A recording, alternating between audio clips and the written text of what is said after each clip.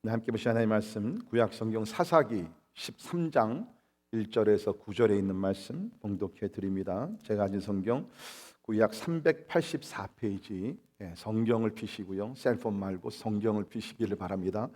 우리 사사기 13장 1절에서 9절에 있는 말씀 봉독해 드립니다. 이스라엘 자손이 다시 여호와의 목전에 악을 행하였으므로 여호와께서 그들을 40년 동안 블레셋 사람의 손에 넘겨 주시니라. 소라 땅의 단 지파의 가족 중에 마노아란 이름하는 자가 있더라. 그의 아내가 임신하지 못하므로 출산하지 못하더니 여호와의 사자가 그 여인에게 나타나서 그에게 이르시되, 보라, 내가 본래 임신하지 못하므로 출산하지 못하였으나 이제 임신하여 아들을 낳으리니 그러므로 너는 삼과 포도주와 독주를 마시지 말며 어떤 부정한 것도 먹지 말지니라. 보라, 내가 임신하여 아들을 낳으리니 그의 머리 위에 삭도를 대지 말라. 이 아이는 태에서 나옴으로부터 하나님께 바쳐진 나실인이 됨이라. 그가 블레셋 사람의 손에서 이스라엘을 구원하기 시작하리라 하시니, 이에 그 여인이 가서 그의 남편에게 말하여 이르되, 하나님의 사람이 내게 오셨는데 그의 모습이 하나님의 사자의 용모 같아서 심히 두려움으로 어디서부터 왔는지를 내가 묻지 못하였고, 그도 자기 이름을 내게 이르지 아니하였으며, 그가 내게 이르기를, 보라, 내가 임신하여 아들을 낳으리니 이제 포도주와 독주를 마시지 말며 어떤 부정한 것도 먹지 말라. 이 아이는 태에서부터 그가 죽는 날까지 하나님께 바쳐진 나실인이 됨이라 하더이다 하니라. 마노아가 여호와께 기도하여 이르되, 주여 구하옵나니 주께서 보내셨던 하나님의 사람을 우리에게 다시 오게 하사 우리가 그 낳을 아이에게 어떻게 행할지를 우리에게 가르치게 하소서 하니, 하나님이 마노아의 목소리를 들으시니라. 여인이 밭에 앉았을 때에 하나님의 사자가 다시 그에게 임하였으나 그의 남편 마노아는 함께 있지 아니한지라. 아멘. 발륨을 조금 낮추시고 포디움 걸 끄시면은 소리가 좀 잘 들릴 것 같습니다. 오늘 말씀은 여러분이 잘 아시는 우리 사사 삼손에 대해서 우리 말씀을 같이 보겠는데요. 그런데 우리가 삼손을 우리가 들어가기 전에 우리 지난주에 이어서 입다에 대한 이야기를 잠깐 더 하고서 우리 삼손을 같이 보도록 하겠습니다. 우리 지난주 입다 사사에 대해서 말씀을 드렸죠. 암몬 자손과 싸워서 크게 승리를 했습니다. 그래서 하나님께 큰 영광을 돌렸는데, 우리 12장, 우리가 12장을 뛰어넘었는데 12장에 보게 되면 전쟁이 끝나고 나서 입다 사사와 에브라임 지파와의 어떤 갈등이 생기게 됩니다. 그 어떤 갈등이었냐면, 이제 그 입다가 하나님의 은혜 가운데서 진짜 그 힘든 전쟁을 이제 승리했는데, 에브라임 지파가 나와서 왜 우리를 전쟁할 때 우리를 부르지 아니하느냐. 여러분이 아시는 대로 이스라엘 12지파가 있는데 왜 우리를 부르지 아니하고 전쟁을 너희 혼자서만 했느냐라고 불평을 하게 됩니다. 그래서 이제 그 입다가 사실은 이제 불렀는데 오지도 아니하였고, 이제 뒤에 나타나가지고서 이제 뒷북을 치고 있거든요. 그래가지고서 이 일로 인해 가지고서 사실은 이제 그 에브라임 지파가 이제 나중에 보게 되면은 입다가 이제 화가 나서 에브라임 지파 가운데 4만 2천 명을 죽이게 되는 비극이 여기 이제 나오게 되는데, 이 에브라임 지파는 좋지 않은 버릇이 있었습니다. 우리가 사사기 8장 1절에 3절을 또 보았는데, 그때 이제 기드온이 미디안 사람들과 싸우게 되죠. 싸울 때 전쟁에 패하고 도망가는 미디안을 추적하기 위하여 에브라임 지파를 불렀고, 에브라임 지파가 나중에 나와서 이제 그 전쟁에 합류를 해가지고서 공적을 세우게 됩니다. 그랬으면 아무튼 간에 합하여서 전쟁에서 승리했으면 하나님께 영광이 되고 서로에게 축복이 되지 않습니까? 근데 그때에도 에브라임 지파가 기드온에게 가서 또 불평을 한 것이에요. 왜 너희들이 처음부터 우리를 부르지 아니하느냐. 근데 우리가 그 문맥을 전체적으로 보게 되면 에브라임이 진짜 이 모든 전쟁에서 희생하면서 나라를 살리겠다는 그 마음이 절대로 아닙니다. 많은 경우는 에브라임 지파는 처음에 소식을 전달했을 때 아무 반응을 보이질 않습니다. 그러다가 이렇게 눈치를 보다가 이 싸움에서는 우리가 이길 수 있겠구나, 그러면은 마지막에 나타나서 조금씩 도왔던 것이에요. 근데 그때는 이 기드온은 우리가 아는 대로 상당히 좀 여린 사람이고 좀 이렇게 소극적인 사람입니다. 그래서 에브라임 지파가 그때에 불평했을 때에 화를 내기보다는 상당히 그 에브라임을 지파를 이렇게 잘 이렇게 올려줘 가지고서 마음을 녹였어요. 그래서 우리가 성경 우리 사사기 8장 3절, 여러분 성경 한번 같이 봅니다. 사사기 8장 3절을 같이 찾으셔서 우리 같이 한 목소리를 읽습니다. 사사기 8장 3절 성경 같이 읽습니다. 시작. 하나님이 미디안의 방백 오렙과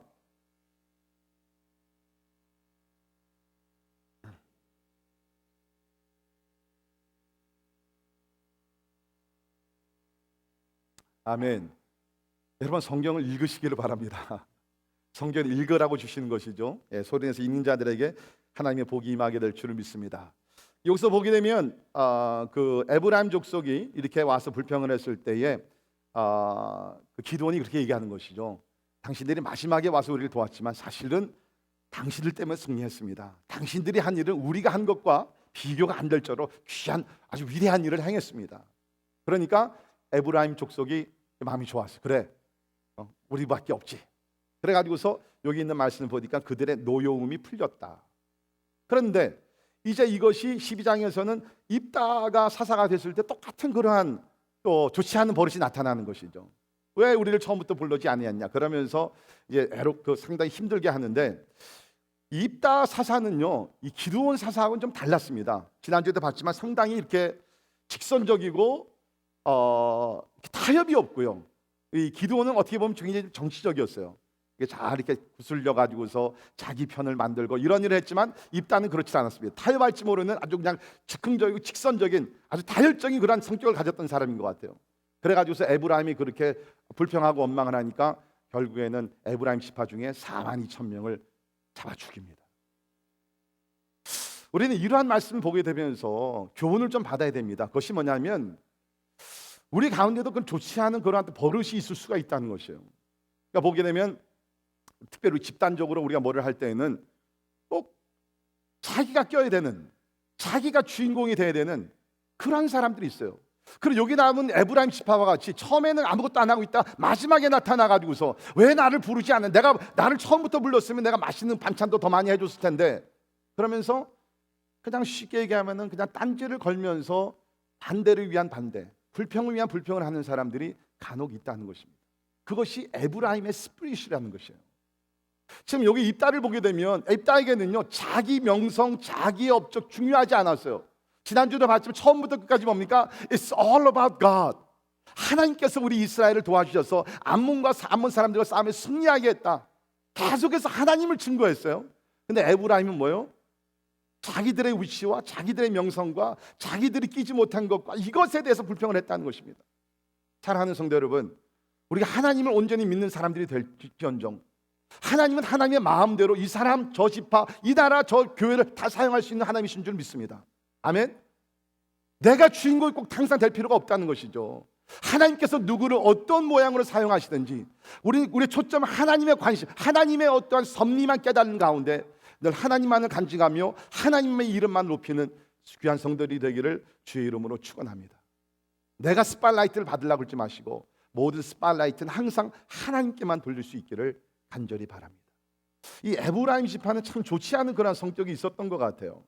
우리가 그 여호수아 17장에서 보게 되면 이제 거기서 이스라엘 백성들이 가나안 땅에 들어가게 되죠. 그래가지고서 이제 땅을 분배를 받습니다. 12지파가 20파는 이 지역에, 20파는 이 지역에 이제 땅을 여호수아가 이제 잘 분배해서 주게 되는데, 이제 그때에 이제 여호수아가 이제 그 므낫세 지파 또 에브라임 지파에게도 땅을 줬어요. 나름대로 신경을 써서 다 줬습니다. 그런데 특별히 이 에브라임 지파를 보게 되면은 이제 그 여호수아가 땅을 주게 되면서 이 땅을 줄 테니까 너희들은 개척해서 가서 정복을 하라. 대부분의 많은 지파들이 그렇게 했거든요. 그랬더니 에브라임 지파가 그 땅을 설베이를 해보니까 거기에는 그 뭐라 그럴까, 철병거들이 굉장히 많았어요. 정복하기가 어려운 지역이에요. 그러니까는 또 불평을 하는 거죠. 왜 우리에게 이런 저 지파는 또 좋은 땅을 줘, 왜 우리에게 이러느냐. 여러분 사실 우리가 아는 대로 갈렙 같은 사람은 진짜 힘든 지역이잖아요. 헤브론 지역, 가장 아무도 접근하기가 어려운 그런 지역인데도 하나님을 신뢰하면서 다른 사람들이 다 두려워하니까 갈렙이 뭐라 그랬어요? Give me the mountain. 헤브론 지역을 나에게 달라는 거예요. 내가 주의 이름으로, 내가 나이가 85세가 됐지만 주의 이름으로 내가 정복하리이다. 그런 믿음의 자세를 가졌는데 이 에브라임 지파는 항상 비교하면서 왜 저 지파에는 저 땅을 주고 왜 우리에게는 이런 걸 주느냐. 항상 늘 불평한. 여러분 그러니까 사실은 나중에 요한계시록을 보게 되면 거기 이제 요한계시록에 12지파가 다시 한번 마지막으로 나오는데요. 잘 들으세요. 거기에 에브라임 지파 이름이 빠집니다.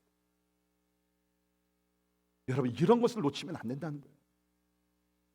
불평하지 마시고 원망하지 마시고 비교해서 다른 사람이 더 잘 된 거 배 아파하지 마시고 하나님께서 나에게 주신 그 기업에 대해서 늘 감사하는 성도들이 되기를 주의 이름으로 축원합니다. 아멘. 혹시 그래서 오늘 예배들 들으시면서 이렇게 다른 형제가 더 잘 되고 다른 사람을 하나님께서 쓰시고 그런 것에 대해서 불만이 있으신 분들, 그 불만스러운 마음을 다 내려놓으시고, 그건 에브라임 스피릿이에요. 그것을 내려놓으시고 진짜 여기에 나오는 입다와 같이 항상 그 입으로 하나님을 찬양하면서 하나님께만 영광 돌리시기를 간절히 바랍니다. 그래서 이제 입다 시대가 그렇게 해서 끝나게 되게 되고요. 그 다음에는 이제 성경에는 많이 기록되지 않지만 소위 얘기하는 minor judges, 소 사사들이 나오게 되는데, 거기서 보게 되면 입다 후에 입산이라는 사람이 다스리고, 그 다음에는 엘론, 압돈, 이 사람들이 총 합쳐서 31년을 평화스럽게 이스라엘을 다스리게 됩니다. 자, 그리고 나서 이제 삼손 이야기가 펼쳐지는 것입니다. 자, 우리 13장 1절 다시 한번 여러분의 성경을 보시면서 한 목소리를 읽도록 합니다. 1절 같이 읽습니다. 시작. 이스라엘 자손이 다시 여호와의 목전에 악을 행하였으므로 여호와께서 그들을 40년 동안 블레셋 사람의 손에 넘겨주시니라. 자, 이번 시리즈 주제가 불행의 반복이라는 거죠. Cycles of misery. 근데 1절을 보게 되면 이스라엘 자손이 다시, 이 말은 무슨 뜻입니까? 그 전에 이 똑같은 일이 있었다는 것이죠. 그런데 그 일을 다시 반복을 했다는 것이죠. 무슨 일을 반복을 했느냐? 다시 여호와의 목전에 악을 행하였다. 여호와의 목전에 악을 행하였다라고 이야기를 하고 있습니다. 자, 불행의 반복. 그 반복이 뭐였죠? 그 사이클이 뭐였죠? 이스라엘이 죄를 범합니다. 그러면 하나님께서 참으시다가 계속해서 죄를 범하니까 하나님께서 심판의 도구로 이방 나라를 끌어들이죠. 그것이 오늘에는 이제 블레셋 사람들을 끌어들여 가지고서 40년 동안 점령을 당하게 합니다. 그러다가 이스라엘 백성들이 또 하나님께 부르죠. 하나님 구해주세요. 나 도와주세요. 그러나 하나님이 또 마음이 약해져 가지고서 그 다음에 누굴 보내요? 사사들을 보내서 구원해 주십니다. 그러면 사자들의 지도력 아래서 구원을 받고 평탄한 삶을 살다가 또 타락을 하게 됩니다. 이 사이클이 계속 반복이 되고 있다는 것이죠. 제가 이렇게 설교를 준비하면서 왜 그렇게 이스라엘 백성들이 너무나 아비어스한 것인데 왜 교훈을 받지 못하고 이런 불행을 반복해서 나갔느냐? 사실은 뭐 우리가 생각하면 이스라엘뿐만 아니죠. 아마 우리의 삶도 이렇게 돌이켜 보게 되면 나름대로 영적인 이런 불행의 반복이 계속되는지 몰라요. 하나님 앞에 죄를 범합니다. 하나님께서 사랑하시기 때문에 징계를 하십니다. 회개하고 돌이킵니다. 하나님 앞에 남으면 하나님께 다시 구원해 주시고 우리를 축복해 주세요. 근데 그 축복을 통해서 또 다시 우리가 한 몇 년 지나다 또 타락을 하며 하나님 앞에 또 멀리 떠나는 그 삶이 계속 이렇게 쌓이게 되는데, 제가 진짜 바라는 것은 여러분 삶 속에 만약에 이제까지 계속 이 불행의 반복으로 신앙의 여정을 걸어왔다 그러시면 이제부터는 진짜 사사기를 통해서 다른 거는 다 잊어버린다 할지라도 불행의 반복의 그 저주를 끊고 이제는 행복의 반복이 여러분 삶 속에 이루어지기를 주의 이름으로 축원합니다. 아멘. 여러분, 행복의 반복이 뭐냐면요, 이것이에요. 여기는 지금 뭡니까? 죄악을 범하지만 우리는 뭐예요? 의를 행하는 것이에요. 하나님을 기쁘시게 하고 하나님의 뜻을 이루기 위해서 막 노력을 합니다. 하나님에 더 충성하기를 원합니다. 그러면 하나님께서 심판이 아니라 뭐예요? 하나님께서 복을 주시는 거예요. 그럼 내가 복을 받고서 너무너무 감사해서 이전보다 더 하나님을 충성하고 열정적으로 예배를 드리고 나가서 복음을 전하면서 하나님의 뜻을 막 이루려고 막 힘을 써요. 그럼 하나님께서 하늘을 보시고서 뭐라 하십니까? 우리에게 은혜를 더 부어주시는 거예요. 이런 사이클, 그렇죠?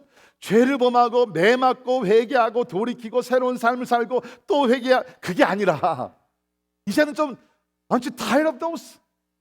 피곤하잖아요. 이제는 그거 막 실증 나잖아요.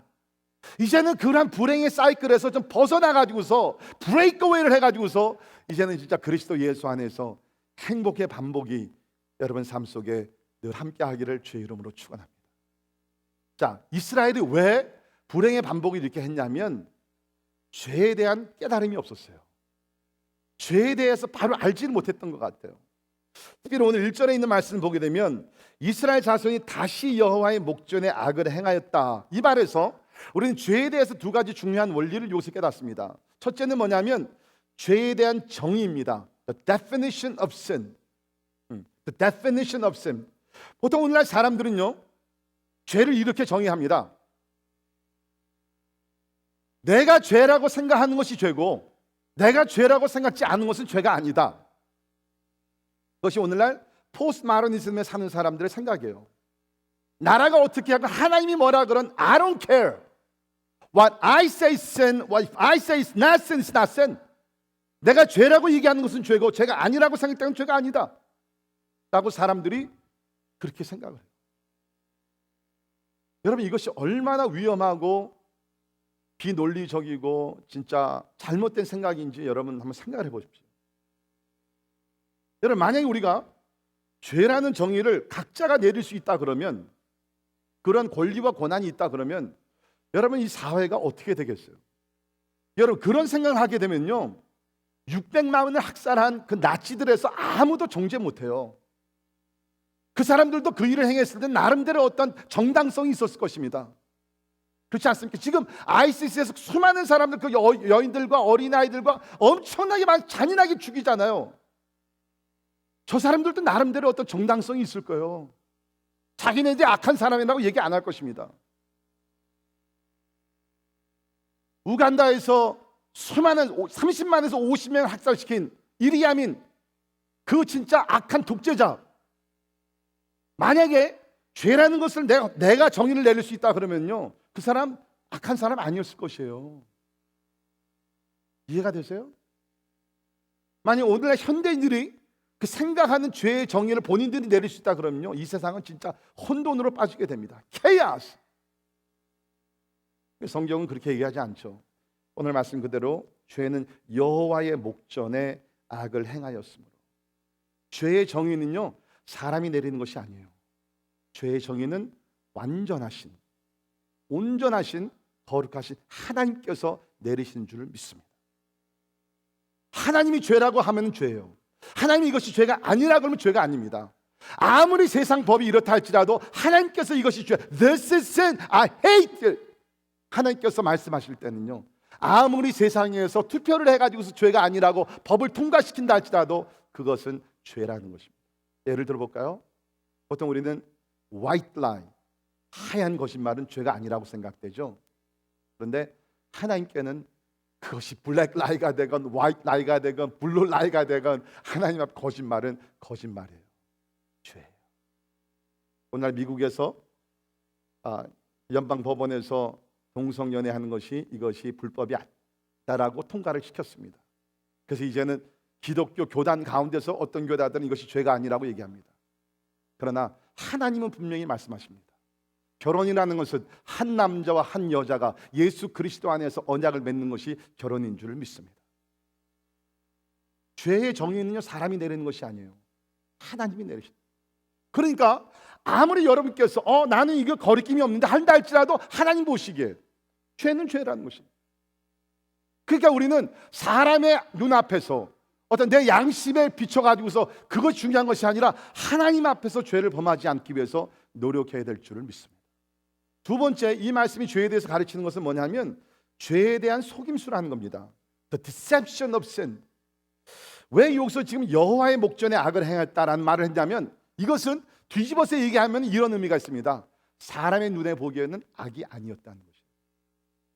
지금 우리 사사기에서 나중에 가서 우리가 그 말을 보겠지만은, 그 시대에는 사람들이 자기네들이 옳다고 판단, 자기 뜻대로 행한 시대가 사사기 시대거든요. 하나님의 기준이 아니라 사람의 기준, 각자가 다 법이었어요. 자, 그러다 보니까 지금 뭐냐면 저들이 어떤 일을 행하게 되면서 이거는 우리 사람의 눈에 죄가 아니라는 거죠. 근데 여러분, 대부분의 사탄이요, 우리를 유혹할 때 어떻게 하냐면요, 그 속임수를 이렇게 사용을 합니다. 자, 사단이 예수님께서 공생활을 시작하실 때 유혹을 했죠. 3가지 유혹을 했습니다. 그렇지 않습니까?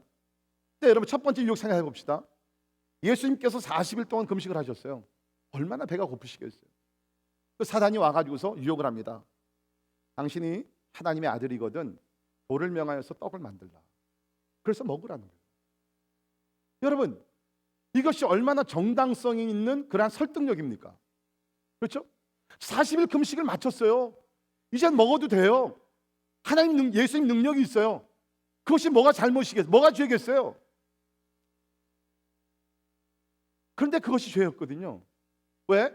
예수님은 이 땅에 오셔서 우리를 구원하시기로 오셨지 자기의 능력을, 자기의 필요를 채우기 위해서 오신 분이 아니었거든요. 그런 식으로 사단은요, 항상 우리에게 어떠한 속임수, 정당성을 가지고 접근한다는 거예요. 너는 이렇게 해도 괜찮아. 지금 시대가 어느 시대인데 어떤 문화에 살고 있는데, 그러면서 여러 가지 어떤 그 정당성이 있는 설득력인 이유를 가지고 우리에게 접근을 해가지고서 이것이 죄가 아니다라고 우리를 공격하고 유혹한다는 것이죠. 우리는 그런 함정에 빠지면 안 된다는 것이에요. 사단은 많은 경우에 시대적인 정당성, 문화적인 정당성, 상황적인 정당성, 지금 이렇게 상황이 이렇게 됐으니까 어떻게 할 수가 없어. 배고프니까 훔쳐라도 먹어야지. 만약에 여기서 네가 정직하게 얘기하면 얼마나 많은 사람들이 피해를 입게 되는데 You have to lie. 그러한 정당성을 가지고 우리를 유혹한다. 사랑하는 성도 여러분, 오늘 1절에 있는 말씀은 우리에게 여러 가지로 중요한 교훈을 주신다고 생각이 됩니다. 이스라엘 자손이 다시 여호와의 목전에 악을 행하였으므로 결과가 뭐예요? 여호와께서 그들을 40년 동안 블레셋 사람의 손에 넘겨주십니다. 우리에게 중요한 것은 사람의 목전이 아닙니다. 하나님의 눈앞에서 죄를 범하지 않는 것이에요. 이러한 절대적인 신앙을 가지고 항상 주님과 동행하고 주님을 기쁘시게 하는 거룩한 백성들이 되기를 주의 이름으로 축원합니다. 자, 이제 삼손 이야기로 들어갑니다. 여러분께서 와우, 이제 큰일 났다 오늘. 여러분 don't worry. 제가 센스가 없는 목사가 아니라 센스 있는 목사입니다. 진짜요. 우리 지난주에 은지 자매 결혼했는데 제가 그 부탁을 받았어요. 목사님 어떻게 해서라도 결혼식 6시까지 끝내야 됩니다. 결혼식이 뭐 5시 20분인가 시작을 했거든요. 근데 제가 충분히 다 끝내고 사진 다 그 전에 찍었어요. 제가 이렇게 상황을 다 보면서 알아서 합니다. 자, 오늘은 삼손의 그 탄생에 대해서만 우리가 살펴봅니다. 나머지 이야기는 다음 주에 우리가 보겠고요. 자, 오늘 설교 제목이 기적으로 태어난 삼손입니다. 기적으로 태어난 삼손, 평범한 아이가 아니라는 거죠. 기적으로 태어난 삼손. 그래서 오늘 어떻게 하면 좀 우리도 좀 기적을 체험할 수 있겠느냐. 저는 하나님은 오늘도 우리 가운데 기적을 행하시는 하나님이신 줄 믿습니다. 그래서 우리가 그 하나님을 믿고 신뢰하는 가운데서 어떻게 하면 우리도 좀 기적을 우리가 체험할 수 있겠느냐. 그 기적이 일어날 수 있는 3가지 원인 우리 한번 살펴보도록 하겠습니다. 첫 번째는 하나님의 은혜입니다. 모든 기적은 하나님의 은혜 속에서 일어납니다. 자, 이제 하나님께서 여기 보니까 마노아라는 사람이 있는데요. 그 아내가 있는데 임신하지 못함으로 출산하지 못했다라고 얘기를 하고 있습니다. 아이를 갖지 못했어요. 그 당시 아이를 갖지 못한다는 것은 그냥 뭐 아이가 없으니까 이제 뭐 그 끝이 아니라 그 사회에서 완전히 저주를 받게 되고요. 슬픔과 좌절감과 그 수치심을 가지고 평생을 살아가야 되는 거예요. 얼마나 마음이 아파요. 그래서 하나님께서 이 가정에 아이를 가질 수 없는 가정이었는데 하나님께서 이 가정에 아이를 주시는 거예요. 신체적으로 모든 것을 봤을 때 지금 불가능한 상태인데 하나님께서 기적을 베풀어 주시는 것이죠. 근데 그것이 은혜 가운데서 이루어지게 됐다는 거예요. 더 우리가 폭넓게 생각할 때는 이 삼손이 이제 자라가지고서 이스라엘을 구원하는 사사가 되게 되는데 하나님께서 은혜를 주시는 거예요. 하나님께서 이 가정의 은혜를 주시고 이 민족의 은혜를 주신다는 것입니다. 자, 이 가정을 찾아오신 하나님은 어떤 하나님이신가? 우리 18절을 잠깐 내려오시면 이러한 말씀이 있습니다. 사실 이 마노아 부부가 하나님께서 천사를 보내시고 사자를 보낼 때 누군지 몰랐어요. 전혀 이런 일이 없었으니까. 그래가지고서 이제 물어봅니다. 당신이 어떤 분입니까? 18절에 보시면 여호와의 사자가 그에게 이르되 어찌하여 내 이름을 묻느냐? 내 이름은 기묘자라 하니라. 기묘자. 여러분 크리스마스가 되게 되면 크리스마스 메시지 중에 기묘자라는 이야기가 나오죠. 우리 이사야 9장 6절에 보게 되면 메시아의 탄생을 예언하는 것 중에 하나가 Thou shall be called Wonderful Counselor. 위대하신 기묘자다. 그 기묘자라는 것은 그 wonderful, 말로 표현할 수 있는 기묘한 일을 행하신 하나님이시라는 것입니다. 그러니까 지금 여기서 이 마노아의 가정을 찾아온 분은 누구냐면 사실은 성육신에서 이 땅에 오실 예수 그리스도가 이곳에 나타나신 것이라는 거예요. 다시 말해서 슬픔과 고통과 수치감에 살던 이 가정에 하나님께서 방문하시면서 은혜를 주시기 시작했다는 것입니다. 하나님이 우리를 찾아오신다. 하나님께서 우리 가정을 방문해 주신다. 이게 은혜가 아닙니까? 2000년 전 예수님께서 이 땅에 오셨을 때에 요한복음 1장에서는 이렇게 기록을 하고 있습니다. 요한복음 1장 11절에 보면 자기 땅에 오매, 자기 땅, 하나님께서 창조하신 땅이잖아요. 자기 땅에 오매 자기 백성이 어떻게 했어요? 영접하지 아니하였으나. 하나님이 자기 땅에 오셨어요. 영접지 않았습니다. 유대인들이 다 거부를 했습니다. 그러더라도 자기 땅에 계속 오셔서 뭐예요? 영접하는 자 곧 그 이름을 믿는 자들에게는 하나님의 자녀가 되는 권세를 주셨습니다. 이것이 은혜라는 거예요. 사람들은 거절했는데 하나님께서 그냥 일방적으로 들어오셔가지고서 구원의 역사를 시작을 해주셨다는 것이죠. 이것이 바로 은혜라는 것입니다. 여러분, 우리가 한 나라의 대통령도 만나기 힘든데, 그렇죠? 만왕의 왕이 되시는 우주 만물을 창조하시고 오늘도 통치하시는 하나님께서 우리를 찾아와 주신다는 것, 이것이 은혜란. 우리 성경에 보게 되면 이러한 기적을 체험한 사람들이 많이 있죠. 그 모든 사람들은 하나님의 은혜 가운데 기적을 체험한 사람입니다. 많이 있죠. 아브라함도 있고 많이 있지만, 제 생각에는 만약에 그 성경에 나오는 인물들 가운데 가장 큰 은혜를 받으면서 기적을 체험한 사람이 누굴까? 누군 것 같아요? 한번 여러분 생각에는 누가 되겠어요? 우리 정남 목사님 일부 예배 들으셨나? 아니에요? 예. 그 은혜를 받은 사람들이 많이 있는데 제 생각에도 이 마리아가 되는 것 같아요. 왜 그러냐면 마리아는 진짜 하나님의 아들을 잉태하게 되지 않습니까? 성령으로서 잉태하게 되는데, 이 마리아가 그 본인이 고백하기를 뭡니까? 나는 비천한 여인이다. 아마 배우지도 못했고 뭐 잘난 것이 아무것도 없고 너무나 낮고 그런 사람이. 근데 하나님께서 이 세상을 보시면서 많은 사람들이 있었지만 그 가운데 이 마리아라는 여인에게, 이제 요셉과 정혼을 해가지고서 결혼을 눈앞에 둔 이 여인에게 주님께서 찾아오셔서 성령으로 잉태하게 하시고 예수 그리스도의 육신의 어머니가 되게 하셨다는 거예요. 여러분, 마리아는요 죄가 없던 사람은 아닙니다. 캐톨릭에서 오늘날 마리아는 죄가 없다고 얘기하죠. 절대로 그것은 아니에요. 죄가 있습니다. 그런데도 불구하고 주님께서 그 많은 사람들 가운데 나사렛에서 가난한 동네에서 살고 있던 마리아라는 여인에게 찾아오셨어요. 왜? 은혜 때문에. 은혜를 주시고. 그래서 우리가 누가복음 1장 28절을 보면 천사 가브리엘이 이제 마리아를 찾아와서 처음으로 한 얘기가 이것입니다. 은혜를 받은 자여. 첫 마디가 그래요. 은혜를 받은 자여, 평안할지어다. 주께서 너와 함께 하시도다 하니 천사가 이르되 마리아여 무서워하지 말라. 내가 하나님께 뭐를? 은혜를 입었느니라. 그러니까 마리아가 예수님의 육신의 어머니가 될 수 있었던 것은 첫 번째 원인은 뭡니까? 하나님의 은혜예요.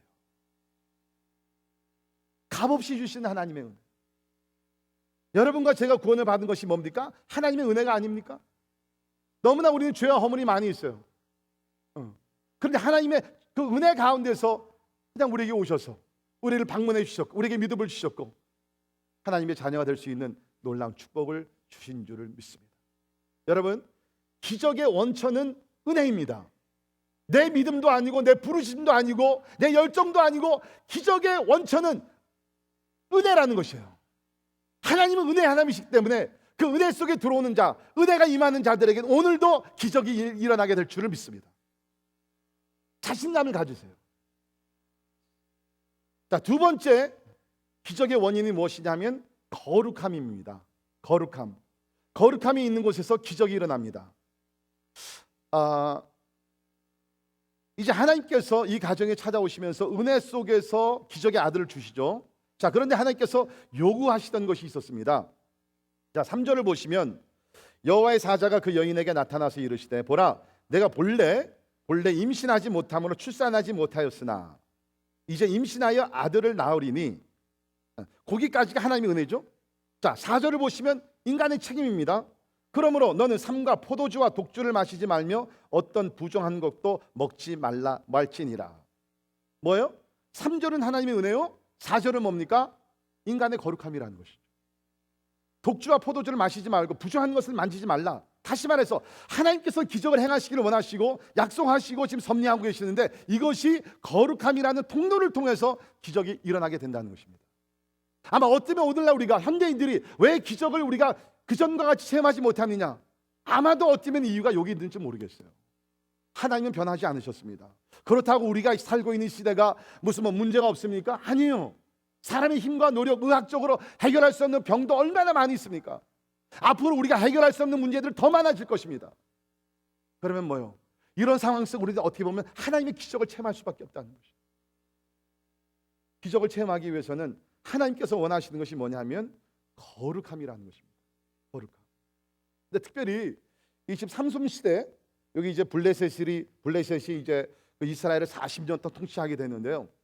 이 고고학자들이 archaeologist, 고고학자들이 이제 이 시대를 이제 파헤치게 되면 땅을 파고 유물들을 이제 발굴했는데, 대부분의 이 시대를 보게 되면은 그러니까 여러분, 우리가 이스라엘 땅을 뭐라 그러죠? 이스라엘 땅을, 우리 셰퍼드 공부하신 분들 무슨 땅이죠?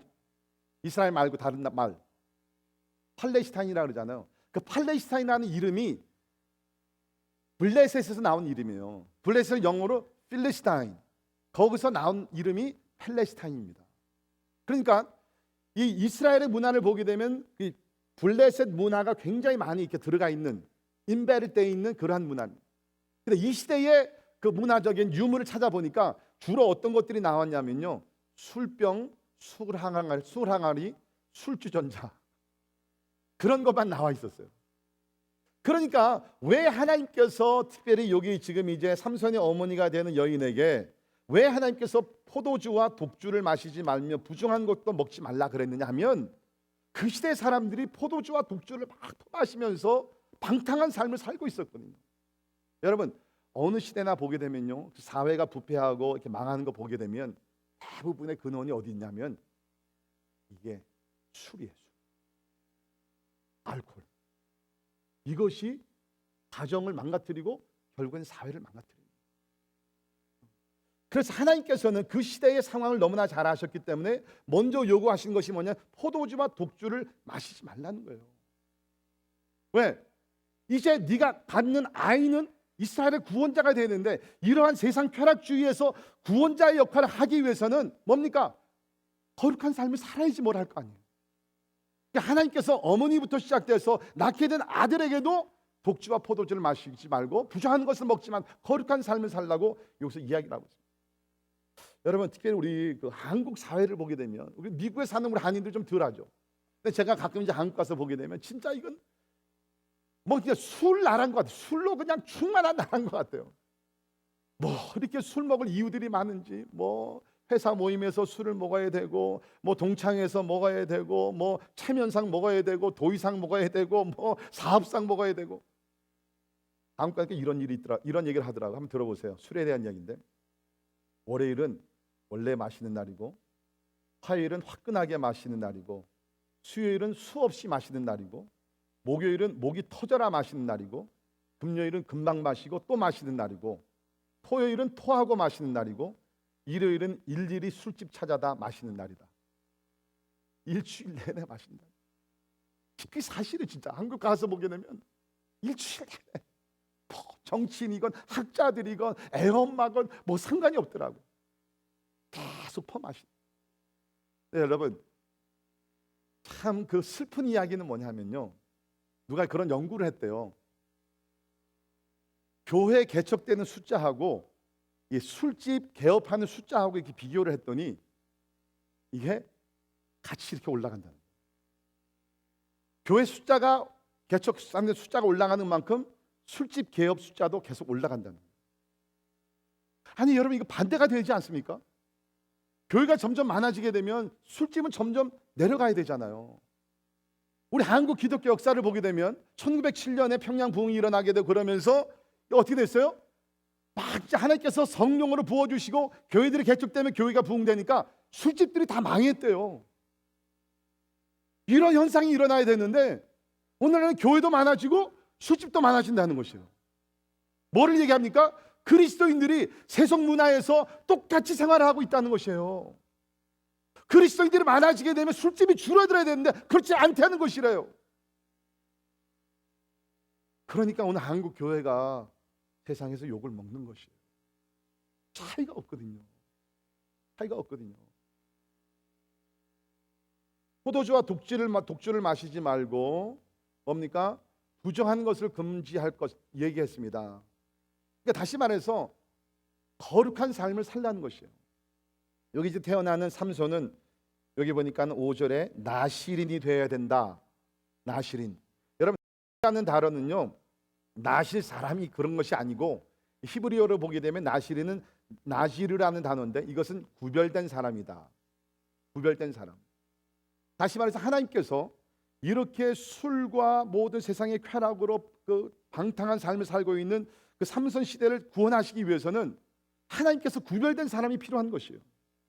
그래서 삼손은 태어나기 전서부터 이 사람은 나실인이 되어가 구별된 사람으로서 하나님을 섬기고 이 백성을 구원해야 된다. 하나님께서 점 찍은 사람이다. 여러분, 우리가 마태복음 5장 16절에 보면 예수님께서 너희는 세상의 소금이요 너희는 세상의 빛이라 그랬어요. 뭡니까? 세상의 소금, 썩어져 가는 그 사회에서 썩은 것을 방지하고 썩지 않도록 우리가 영향력을 미쳐야 된다는 것이죠. 어두운 세상에서 빛을 발해서 구원으로 인도하라는 것이에요.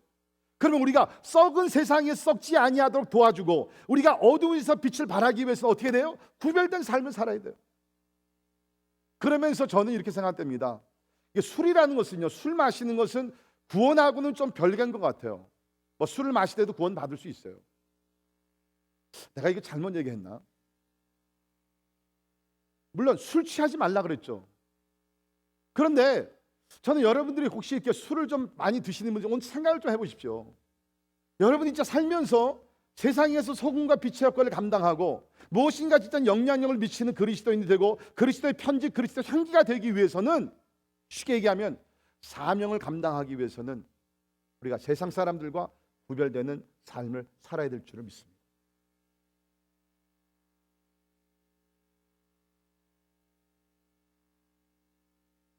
오늘날 많은 사람들이 행복을 원하죠.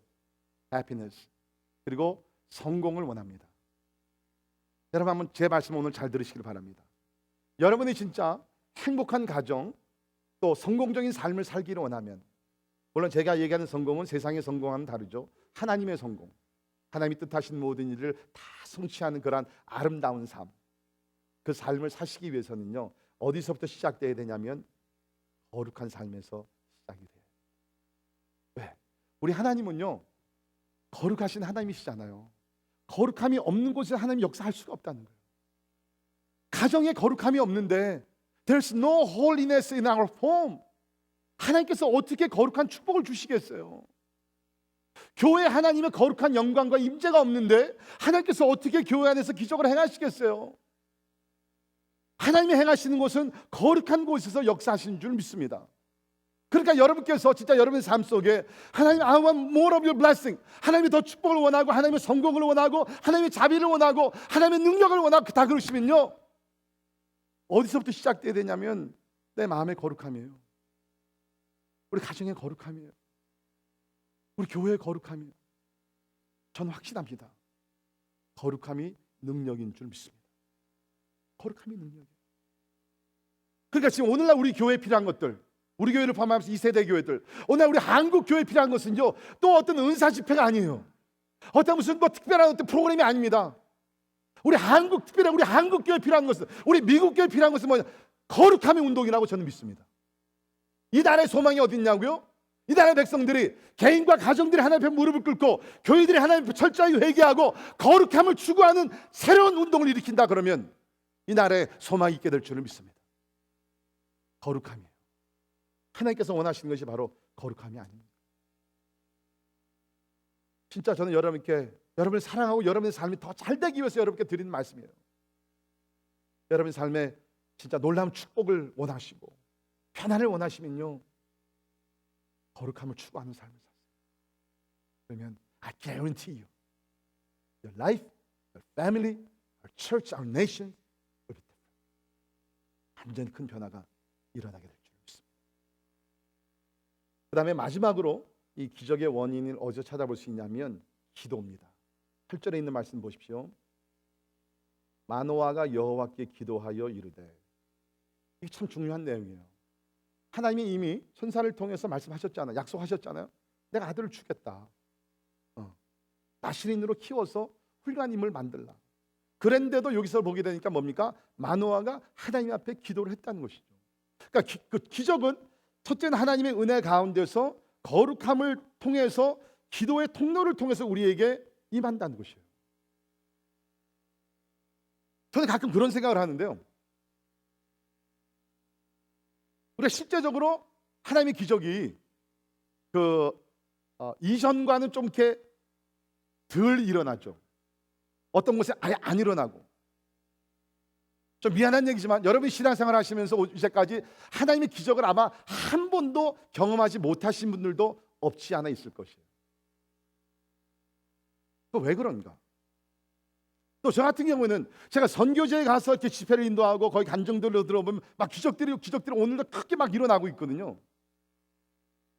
근데 여기 돌아오게 되면 드물던지 아예 일어나지 않던지. 뭐 여러 가지 이유가 있겠지만 제 생각에는 기도인 것 같아요. 과거 우리 부모님 시대 또 오늘날 선교지에서도 그분들이 기도할 때는요, 목숨을 걸고 기도합니다. No other choice. 하나님께서 이 병을 고쳐주시 아니하시면 사람 죽습니다.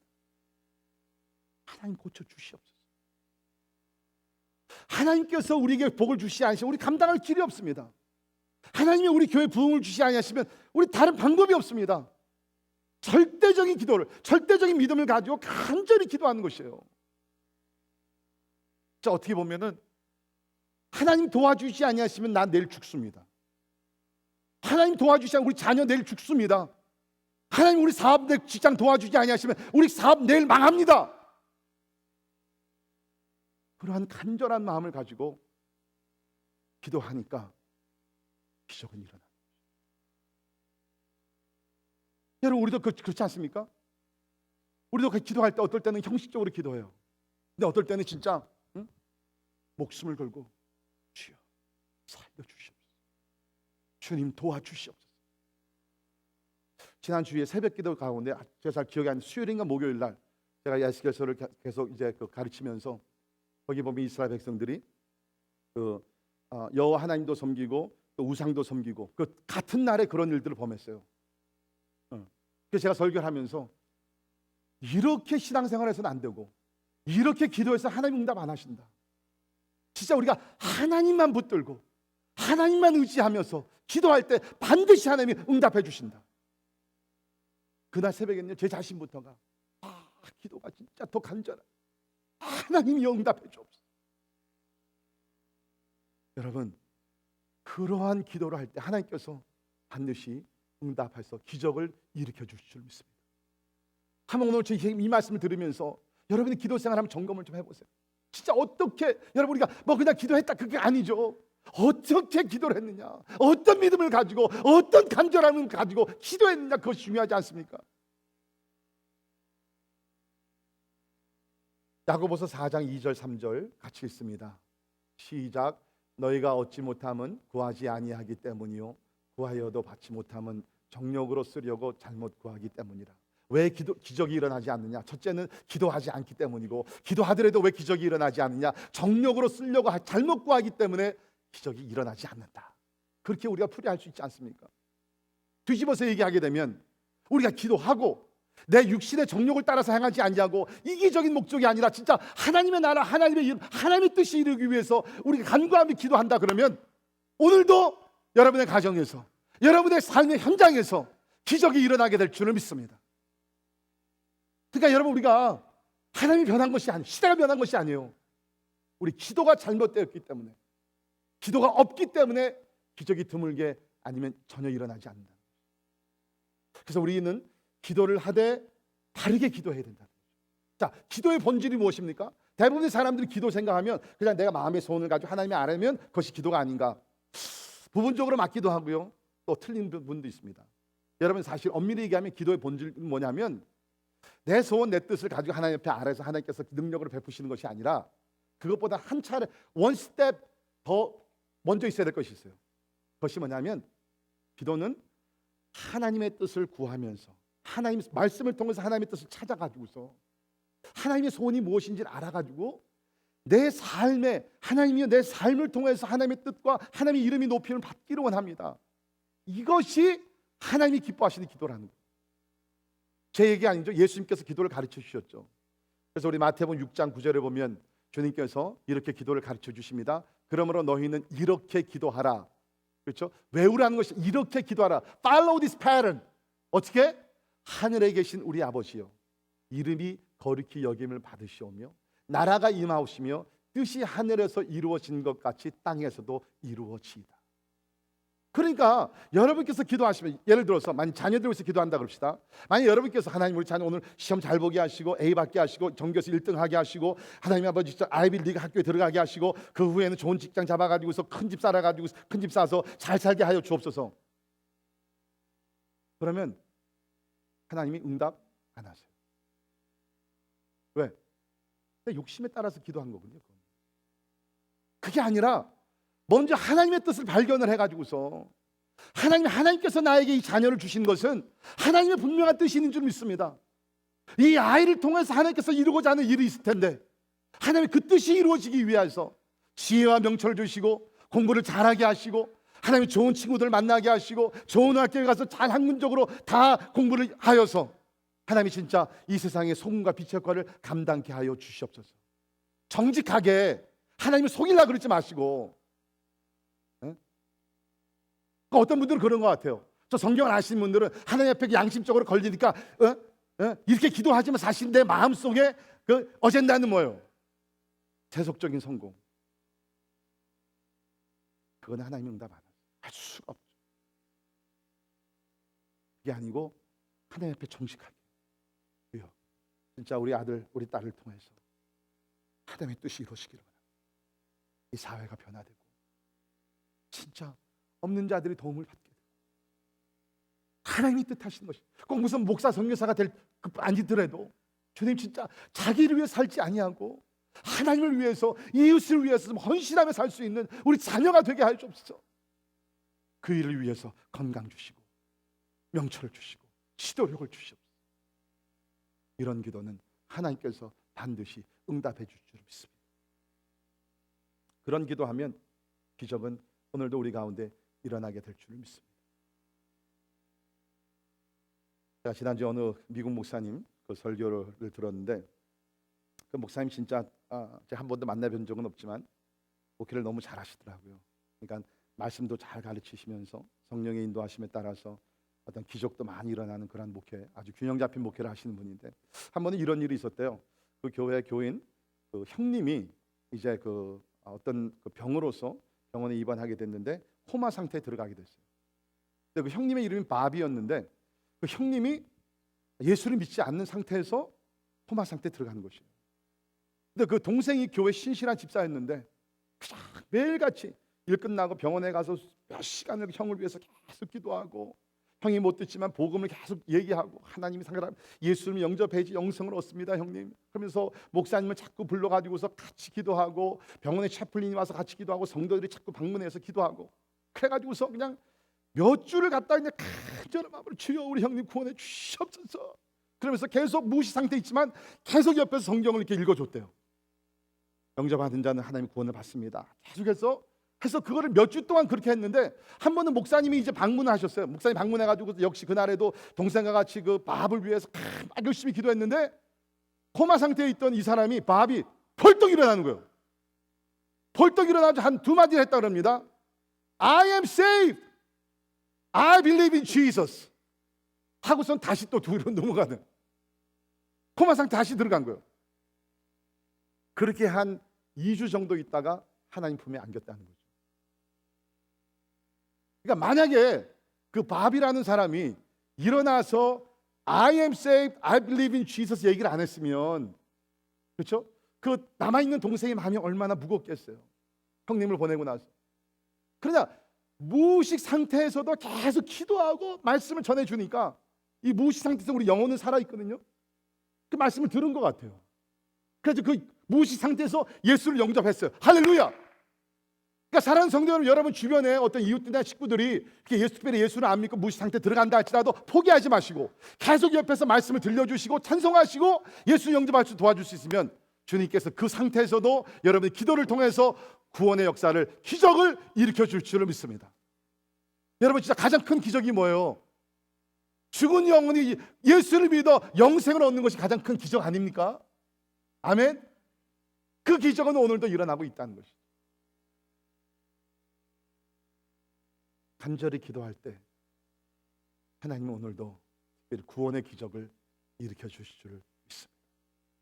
저는 이 말씀을 이렇게 준비하면서 이런 걸 생각해 봤어요. 하나님, 진짜 오늘 우리가 함께 기도해야 될 기적은 어떤 기적입니까? 여러 기적들이 많이 있겠죠.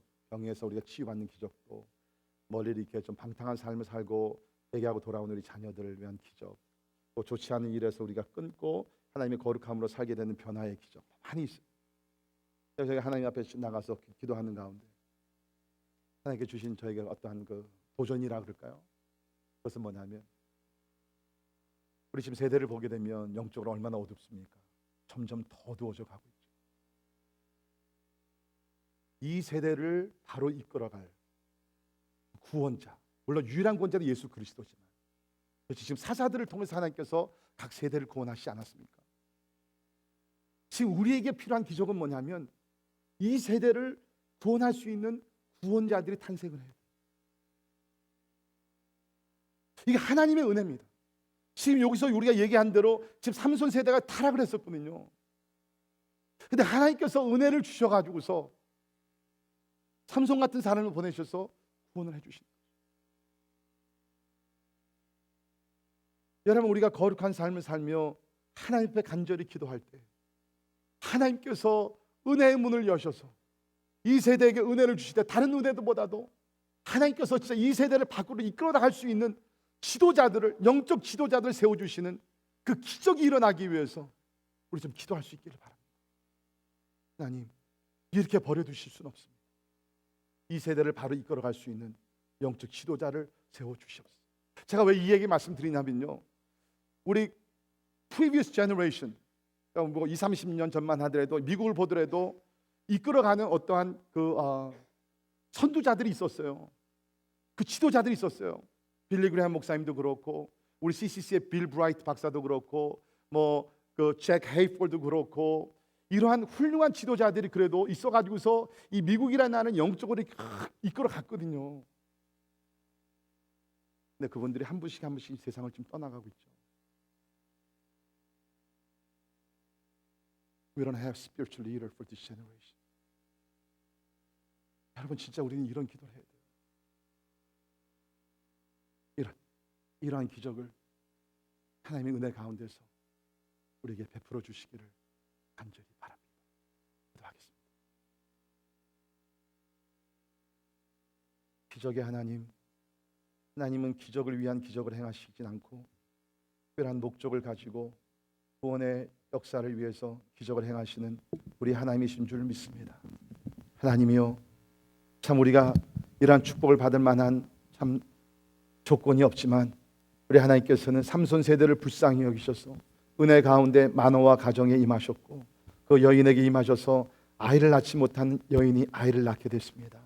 하나님이요, 이제 간절히 기도하옵나니 영적으로 아이를 낳지 못하는 이 세대 주님께서 불쌍히 여겨주시사 하나님의 구원자들을 하나님께서 세워 주시옵소서. 주님, 간절히 기도합니다. 우리 가운데 다시 한번 거룩함의 운동이 시작되게 도와주시고, 우리가 기도를 하되 진짜 목숨을 걸고 하나님 앞에 기도하여 하나님의 기적들이 많이 일어나서 주님께 영광되게 하시고 살아계신 예수 그리스도 이름이 땅까지 전파되게 하여 주시옵소서. 예수님 이름으로 간절히 기도하옵나이다. 아멘. 다 일어나셔서 같이 찬양하십니다.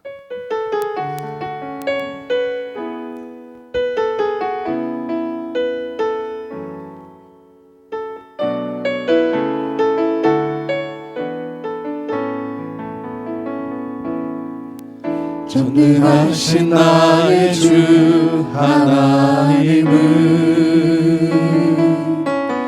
늙지 못하실 일 전혀 없네.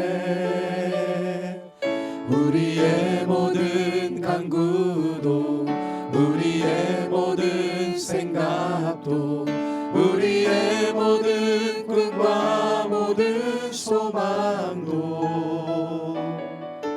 신실하신 나의 주 하나님은 우리의 모든 괴로움 바꿀 수 있네. 불가능한 일 행하시고 죽은 자를 일으키시니 그를 이길 자 아무도 없네. 주의 말씀 의지하여 깊은 곳에 금을 던져 오늘 그가 놀라운 일을 이루시는 것 보라. 주의 말씀 의지하여 믿음으로 금을 던져 믿는 자에게 능치 못함 없네.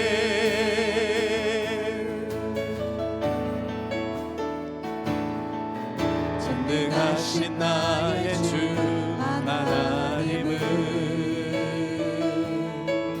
능치 못하실 일 전혀 없네. 우리의 모든 간구도 우리의 모든 생각도 우리의 모든 꿈과 모든 소망도 신실하신 나의 주 하나님은 우리의 모든 괴로움 바꿀 수 있네. 불가능한 일 행하시고 죽은 자를 일으키시니 그를 이길 자 아무도 없네. 주의 말씀 의지하여 깊은 곳에 금을 던져 오늘 그가 놀라운 일을 이루시는 것 보라. 주의 말씀 의지하여 믿음으로 금을 던져 믿는 자에게 능치 못함 없네. 주의 말씀 의지하여 깊은 곳에 금을 던져 오늘 그가 놀라운 일을 이루시는 것 보라. 주의 말씀 의지하여 믿음으로 금을 던져 믿는 자에게 능치 못함 없네. 주의 말씀 의지하여 깊은 곳에 금을 던져 오늘 그가 놀라운 일을 이루시는 것 보라. 주의 말씀 의지하여 믿음으로 금을 던져 믿는 자에게 능치 못함 없네. 믿는 자에게 능치 못함 없네. 믿는 자에게 능치 못함 없네.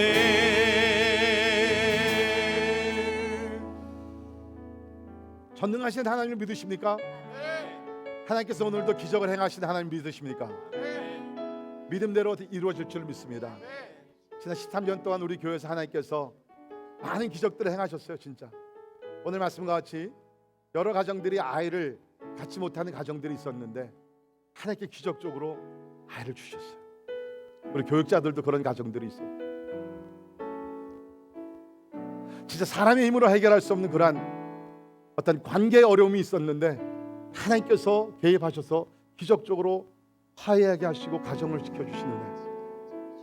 우리 자녀들 때문에 너무나 마음이 아파가지고서 어찌할 바를 모르는 부모들을 주님 찾아오셔서 위로해 주시고 바른 길로 가게 하시고 countless miracle 선교지에서 또 이곳에서 하나님께서 기적을 행하셨어요. 여러분 지금 우리가 지금 사역하고 있는 이 건물이요 이거 기적이에요. 처음에 우리 들어올 때 계산이 안 된 건물이었어요. 처음에 우리 예산은 5,000불이었어요. 그런데 지금 한 15,000불 한 달에 매일 내고 있거든요. 기적이에요. 하나님이 기적을 행하셨어요. 저는 믿습니다. 우리가 하나님의 뜻을 발견하고 내 정력을 위해서가 아니라 하나님의 뜻을 이루기 위해서 간절히 기도할 때 하나님은 오늘도 기적을 행하실 줄 믿습니다. 시간에 기도할 때 오늘은 좀 다른 기도 말고요, 기적을 위해서 기도해 보셨어요? 한 번도 여러분께서 기적을 체험하지 못하더라도 That's okay. 기적은 제가 뭐라 그랬죠? 기적의 원천은 은혜라 그랬어요. 내 믿음이 아니라 하나님의 은혜입니다.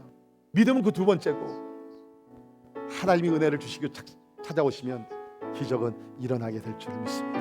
우리 시간에 통성으로 기도하실 때 혹시 여러분 부모님들 위해서 기도하시는 분들, 형제분들의 어떠한 고통과 불치병을 위해서, 또 위기를 당하신, 불가능한 문제를 당하신 분들도 우리가 중보하면서, 또 여러분과 여러분의 가정, 또 우리 교회를 주님 앞에 아뢰면서 하나님의 능력이 우리 가운데 임한 은혜 가운데서 이루어질 수 있도록 하나님 축복하시고, 또 거룩한 삶을 살겠다고 하나님 앞에 결단하시면서 우리 기도하시기를 바랍니다. 같이 기도하죠. 하나님 감사합니다. 전능하신 하나님을 찬양합니다. 주님 아버지 하나님, 하나님의 능력이 하나님이 되시고 주님 변하지 아니하신 하나님을 주여 믿습니다. 나의 하나님 아버지 주여 이 시간에 오시고 주님 아버지 우리를 찾아와 주시기를 간절히 기도하옵고 합니다. 주님 아버지 여시기를 간절히 기도하옵고 합니다. 나의 하나님 아버지 하나님 있음 기도하시고 주님 아버지 하나님 하나님 찾아와 주시기를 간절히 기도하옵고 합니다. 주님 아버지 하나님 기도합니다.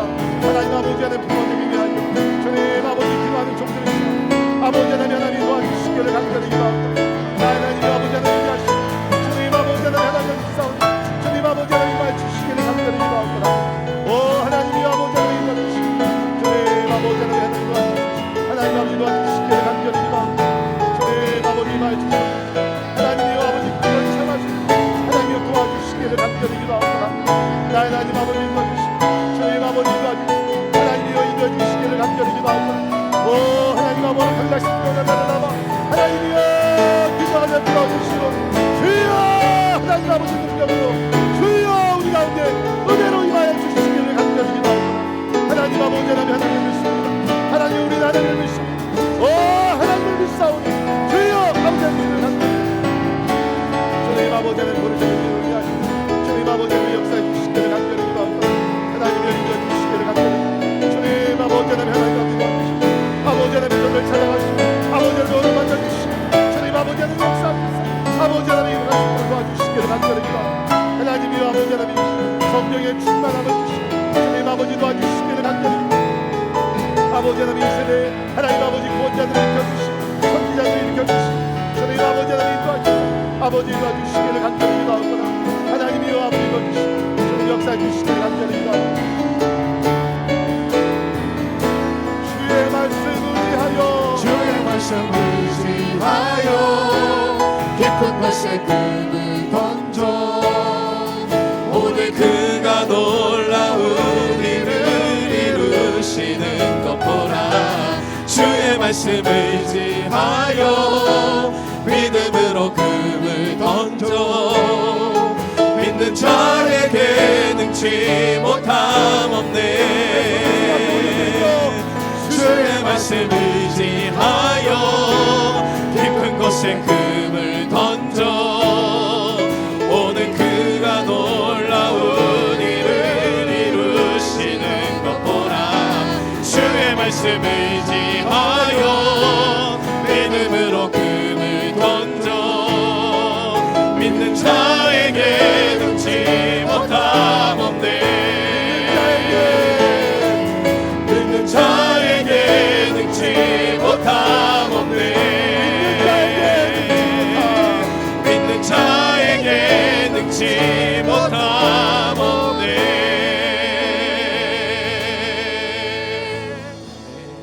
하나님 이 시간에 우리가 결사적으로 하나님 앞에 기도합니다. 주님이여 우리의 목숨을 걸고 하나님이여 내일 우리가 이 세상의 마지막 날인 것 같은 긴박감 속에서 하나님 앞에 기도하기를 원합니다. 아브라함의 기도를 들으신 하나님이여 모세의 기도를 들으신 하나님이여 한나의 기도를 들으시고 마노아의 기도를 들으시고 하나님이여 예수 그리스도의 기도를 통하여 우리를 구원하시고 오늘도 역사하시는 하나님이신 줄 믿습니다. 주님 우리를 불쌍히 여기시고 특별히 하나님 인간의 힘으로 해결할 수 없는 불가능한 문제를 가지고 주님 앞에 부르짖는 우리 성도들의 간구와 기도를 들어 응답하여 주시옵소서.